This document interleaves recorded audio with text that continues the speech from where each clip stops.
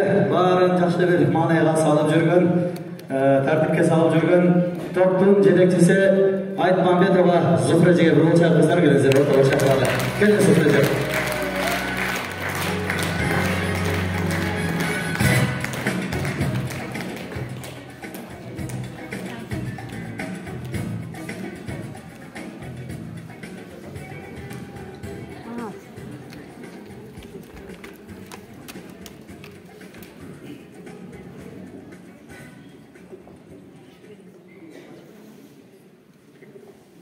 Урматтуу айымдар, айланайын кыздар, келиндер, апалар, бүгүн силерде чоң майрам. Бул майрам эмне шундай ак элечек кийген айымдар ырдап турса, эркин кыргыз элинде бул эмне деген муш. Мен айтат элем, бул эне. Энелерди атабыз. Мен бир куплеттерим бар мындай. Сүйүү деген, бул эне деген, бул сүйүүнүн символу. Ал сүйүүнүн чексиз экен болжолу.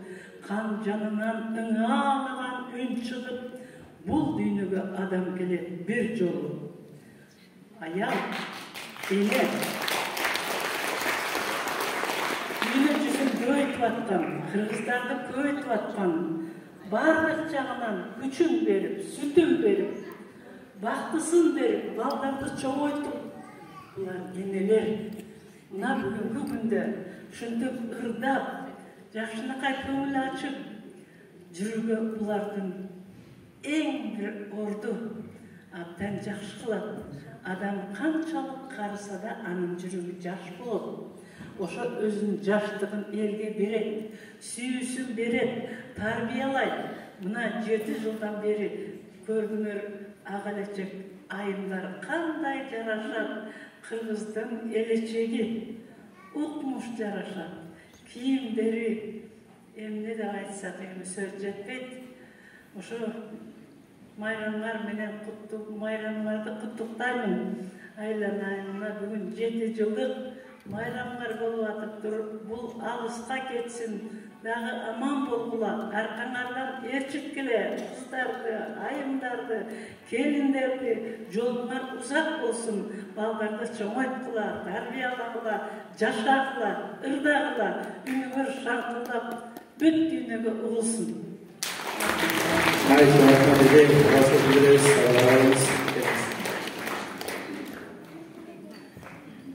Саламатсыздарбы, урматтуу Жайын районунун тургундары жана Кара-Балта шаарынын тургундары, урматтуу меймандар.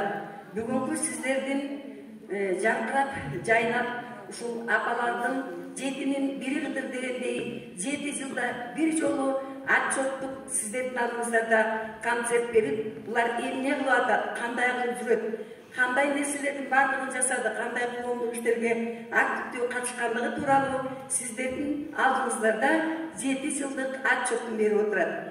Ошон үчүн мен бүгүн ушул көпкө толгонуп, ойлонуп, булар атын таба албай, асылзат, перизат деги толгон токояттарды айтып алышып, таптакыр таба албай, анан бир күнү мен оюма кылт этип бир жакшы бир сөз чыкты.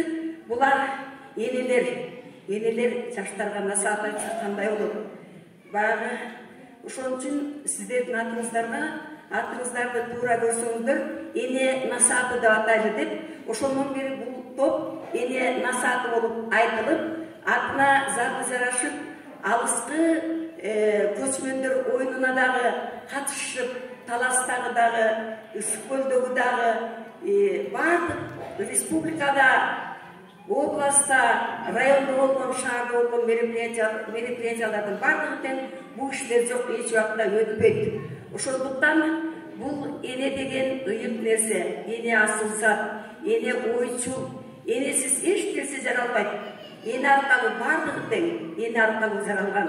Ошондуктан энелердин таманында бейиш деп айтабыз. Мен сиздердин ушул 9 ай толгонуп, ушунчалык даражага жетип, элдин керектүүсүнө ээ болуп, дайыма жок дегенде фонго отуруп бериңиздер. Сиздер айылдың да, районымыздың да, Кыргызстаныбыздың көргүсүздөр деп сиздер менен дайыма тыгыз иштейбиз.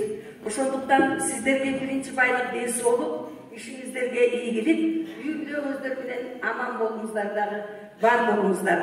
Анан мен ушул шартка байланыштуу азыр кичине операция болуп калгам, ушул больницадан келдим, мен кантип барбай койсом болбойт деп, бул иштерге өзүмдүн кичинекей арзыбаган белегим болсо дагы ушул ардак грамотаны бул кишилерге тапшырып коюуга уруксат этиңиздер.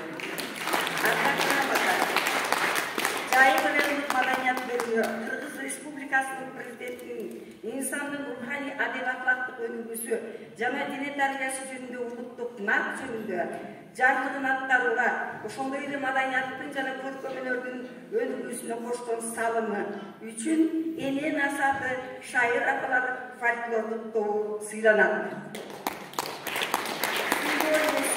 Жайыл райондук маданият бөлүмүнүн башчысы, Кыргыз Республикасына эмгек сиңирген ишмер, даңк жана кемеңгер сыйлыгынын ээси Сонун Айдаровна Какеева.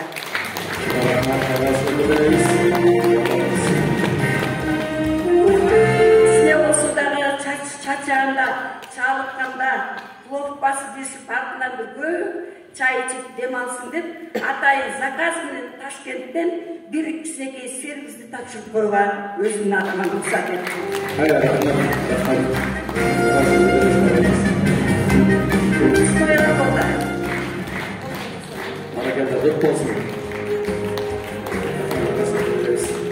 Эне насааттуу бардыгыңыздарга чын ден соолук, узун өмүр, бийиктикти, ден соолукту ынтымак каалайм.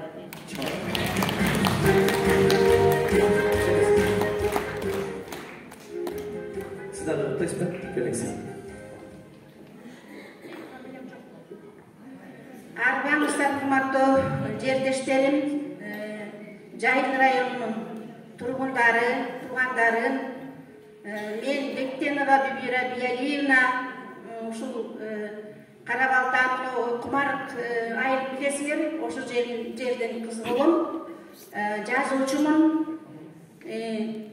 Бияктан айтабыз деп бирок айткан жок, бирок мен өзүм деле айта берейин. Эми бүгүн атайын чакырылганбыз ушул жакшынакай саамалыкка, мероприятияларга Зухрахан атайын чакырды эле. Ошол Дарика Жалгасыновна эжемди алып алып силерге куттуктайын деп келип калдым. Бул эне насааты ансамбле 7 жыл гана иштеп коюптур.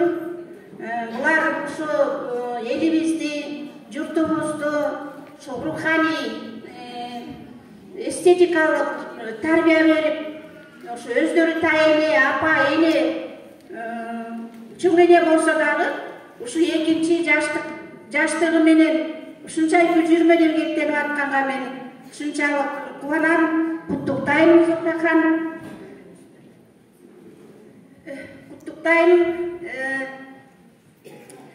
Эми булар ушундай жакшы маанай менен элге тартуулап жаткандыктарынын булардын эң негизгиси булар эне да. Эне деген улуу сөз. Эне бул түгөнбөгөн тема.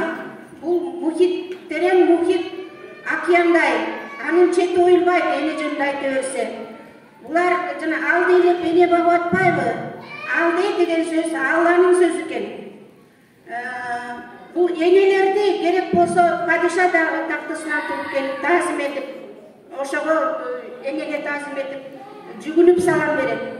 Ошон үчүн Зухрахан силерге мындан ары да чоң ийгиликтерди каалаймын. Анан биз дагы жөн келген жокпуз. Өзүбүздүн билектерибизди алып келгенбиз. Ошону тапшырып коелу.